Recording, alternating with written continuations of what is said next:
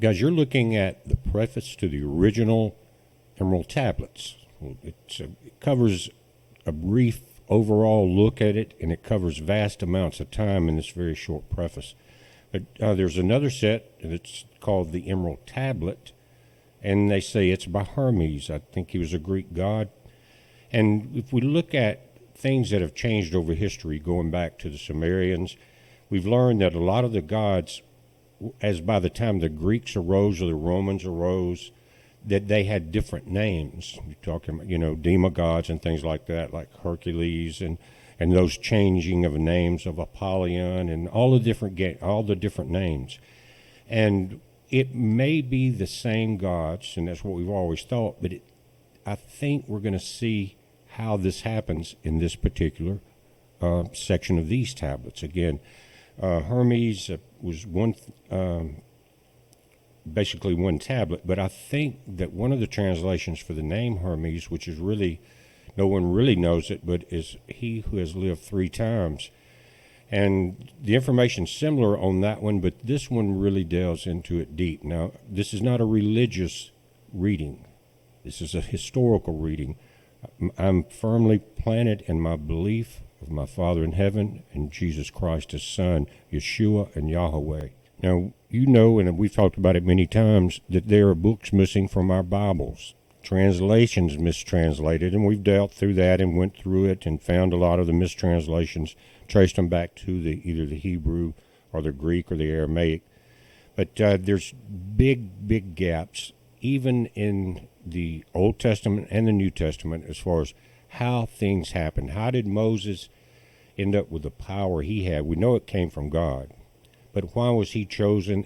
Was he special in some ways, like some of the people we're going to talk about here?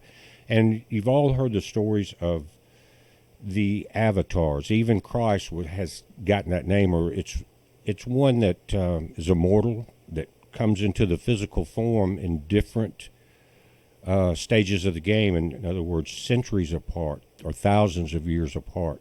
But they can choose that time. They're not mortal like we are, but you go back to, again, Buddha, who was a Hindu prince, Siddhartha Gautama, if you've ever read about that, and he chose not to live in the comforts of the palace, but to go out and live poorly amongst the people so he could be enlightened, and that's where he got the name Buddha. And he is supposedly one of these immortal ones, or the avatars that come throughout the ages and leave a tremendous amount of knowledge in their teaching, like we were taught by Jesus Christ. I'm not comparing these other people to him. I'm saying that this is very much following in the line of how we look back past the New Testament at things as far as who was teaching, and we may find, and there's so much information in between the lines of this, you may find some of the people that you know of well in the Old Testament know a lot about this and may have been involved. Again, Moses went up on the mountain in Exodus. Why was he chose to do that?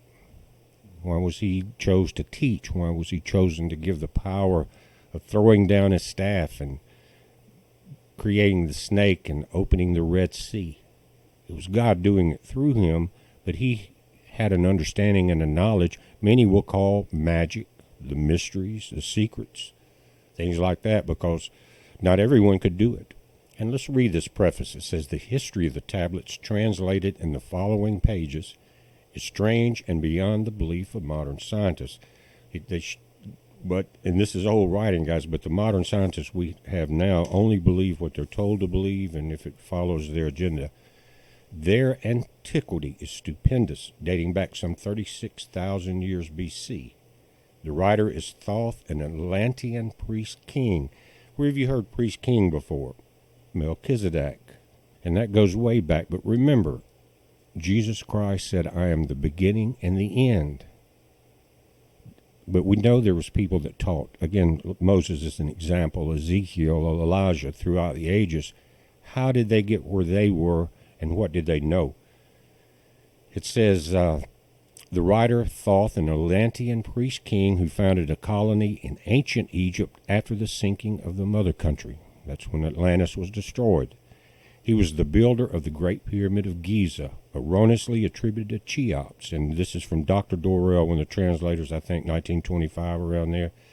And he says, in this pyramid, he incorporated his knowledge.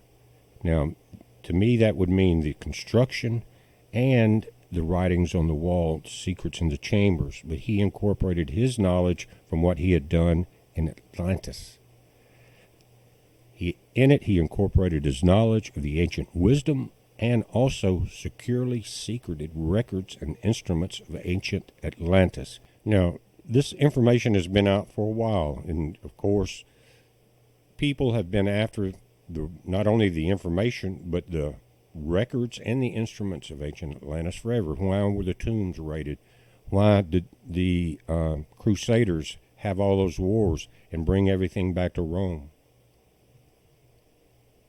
Again, this is just a preface, but it says for 16,000 years he ruled the ancient race of Egypt from approximately 50,000 BC to 36,000 BC.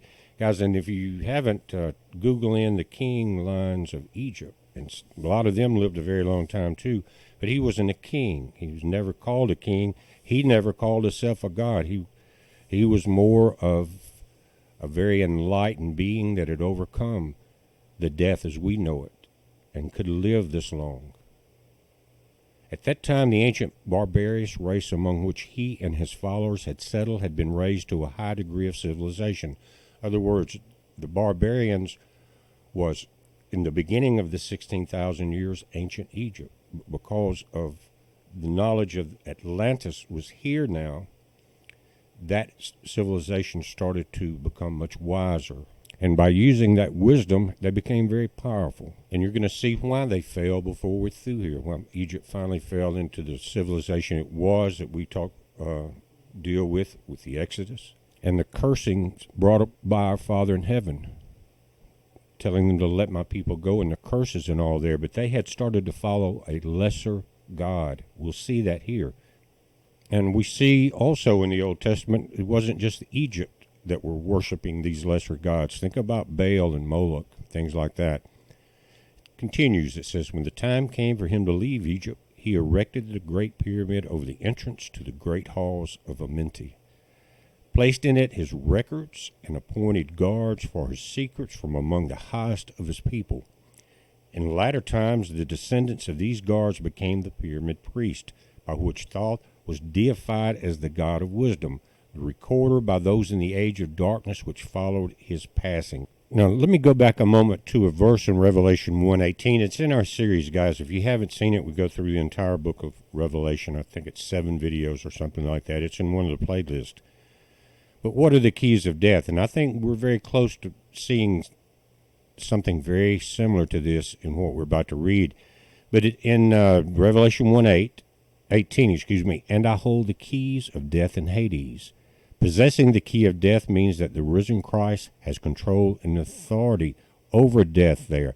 Remember when he was crucified, he went down for 3 days, came back up, he had released the prisoners. Let me read this again. In legend, the halls of Amenti became the underworld, the halls of the gods where the soul passed after death for judgment. Where is this place? During later ages, the ego of Thoth, the spirit, passed into the bodies of men in the manner described in the tablets. As such, he incarnated 3 times, in his last being known as Hermes, the thrice born, 3 times. In this incarnation, he left the writings known to modern occultists as the Emerald Tablets, a later and far lesser exposition of the ancient knowledges. And I agree wholeheartedly on that particular statement because I've read the other one. The tablets translated in this work are 10, which were left in the Great Pyramid in the custody of the pyramid priest. The 10 are divided in 13 parts for the sake of convenience. The last 2 are so great and far-reaching in their import that at present it is forbidden to release them to the world at large. Reminds me of the thunders in Revelation. He told, don't write them down. However, in those contained herein are secrets which will prove of inestimable value to the serious student. That's what you're here for. They should be read not once but 100 times, for only thus can the true meaning be revealed. A casual reading will give glimpses of beauty, but more intense study will open avenues of wisdom to the seeker. Now, again, it's not a religious book, and so far I haven't read all of the tablets. I'm about 4 down, I think, like that. But so far, all I've seen is the teaching of man, the enlightening of man, no dark, demonic, anything. And that's why I think Thoth was one of the ones chosen in these cycles of life to come about and help mankind, just like Ezekiel, Elijah. Preface continues, but now a word as to how these mighty secrets came to be revealed to modern man after being hidden so long. Some 1,300 years BC, Egypt, the ancient kingdom, was in turmoil, and many delegations of priests were sent to other parts of the world. Among these were some of the pyramid priests who carried with them the emerald tablets as a talisman by which they could exercise authority over the less advanced priestcraft of races descended from other Atlantean colonies. These tablets were understood from legend to give the bearer the authority from Thoth. Just like a badge on a deputy, he has that authority of the sheriff. And in ancient China, the king could give an army or commander his talisman, and then they had power to do whatever the king told them to. Everyone had to bow down to that power. The particular group of priests bearing the tablets immigrated to South America, where they found a flourishing race, just as they came from Atlantis to Egypt. Now they are taking this knowledge to the Mayas, who remembered much of the ancient wisdom. What does he mean? In the beginning, man had not descended into the chaos we see as their civilizations were destroyed. The Mayans knew of the ancient wisdom. Among these, the priests settled and remained. In the 10th century, the Mayas had thoroughly settled the Yucatan, and the tablets were placed beneath the altar of one of the great temples of the sun god. Again, there's your ties, just like on Ancient Aliens or any of those type shows, that they're always wondering why the temples are so similar as far as the pyramids, both South America, Mexico, and in Egypt. After the conquest of the Mayas by the Spaniards, the cities were abandoned and the treasures of the temples forgotten. Now, this is something I can't verify. Part of this information, though, it says it should be understood that the Great Pyramid of Egypt has been and still is a temple of initiation into the mysteries. Again, why so many people searched it out. Jesus, Solomon, Apollonius, and others were initiated there. The writer, who has a connection with the Great White Lodge, which also works through the pyramid priesthood. It was instructed to recover and return to the Great Pyramid, the ancient tablets. While Spain had overtaken it, everything was in demise in that area. They're just now starting to restore some of the older pyramids in South America and Mexico. It says this, after adventures which need not be detailed here, was accomplished. Before returning them, he was given permission to translate and retain a copy of the wisdom engraved on the tablets. This was done in 1925, and only now has permission been given for part to be published. It is expected that many will scoff, yet the true student will read between the lines and gain wisdom. If the light is in you, the light which is engraved in these tablets will respond. The knowledge. Now, a word as to the material aspect of the tablets. They consist of 12 tablets of emerald green, formed from a substance created through alchemical transmutation. They are imperishable, resistant to all elements and substances. In effect, the atomic and cellular structure is fixed, no change ever taking place. In this respect, they violate the material law of ionization. Upon them are engraved characters in the ancient Atlantean language, characters which respond to attuned thought waves, releasing the associated mental vibration in the mind of the reader. The tablets are fastened together with hoops of golden-colored alloy suspended from a rod of the same material. The wisdom contained therein is the foundation of the ancient mysteries, and for the one who reads with open eyes and mind, his wisdom shall be increased 100-fold. Now, this is the end of the preface, and it goes into the first tablet. Now, this will be the first video. We'll end it here, but there's quite a bit of knowledge here. Plus, the longer they go on, the harder it is to get things loaded up nowadays and all of that. It says, read, believe or not, but read, and the vibration from therein will awaken a response in your soul, just like the words of Christ will strike that note in your soul. That's what they're talking about. But this, again, I'm not talking about a religion. I'm talking about wisdom. It says, in cosmic harmony, Doriel, which is Dr. Doriel, supreme voice of the brotherhood. Now, again, this is associated with the ancient Egyptian priest, put out in 1925 after it was allowed to be put out. Now, this is where we'll start in the next video. It's called the Introduction to the Original, an interpretation of the Emerald Tablets. In the following pages, I will reveal some of the mysteries which as yet have only been touched upon lightly either by myself or other teachers or students of truth.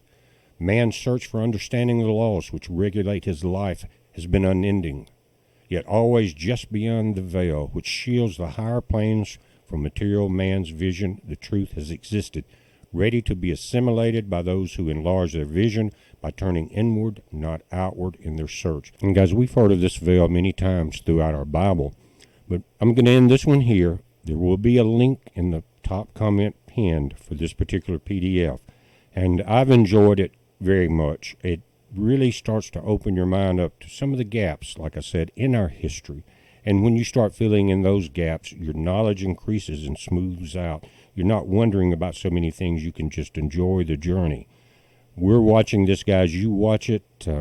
I may get part of the first tablet up this evening a little later. If not, it'll be first thing in the morning. When you got this many huskies, your time is not always yours. It's a heads up. Be safe.